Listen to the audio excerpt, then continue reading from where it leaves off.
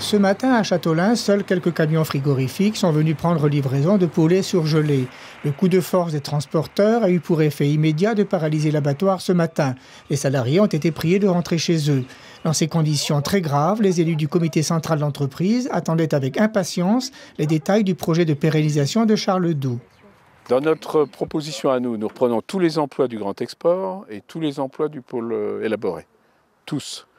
Sauf effectivement, notamment au plan des structures, nécessité d'ajuster un certain nombre d'éléments que nous avons expliqués ce matin. Ça, c'est pour ce que nous proposons, nous, de gérer en plan de continuation. Puis après, il y a il y a malheureusement donc ce problème du pôle frais avec, je dis de mémoire, des conséquences importantes sur 900 ou 1000 emplois. La banque Barclays prendrait 80% du capital, BNP Paribas 4% et le groupe Charles-Doux le reste.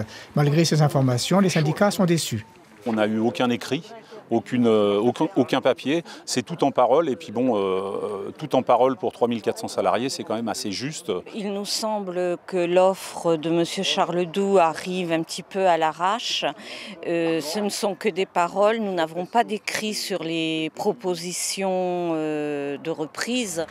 Cet après-midi, le CCE devait examiner le projet de Charles-Doux et son impact site par site.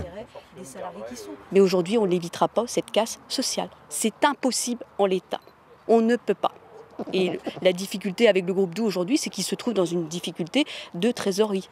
Les syndicats estiment en effet à 1500 le nombre de suppressions d'emplois du projet Charles-Doux et à 1300 si celui de Sophie Protéol était retenu.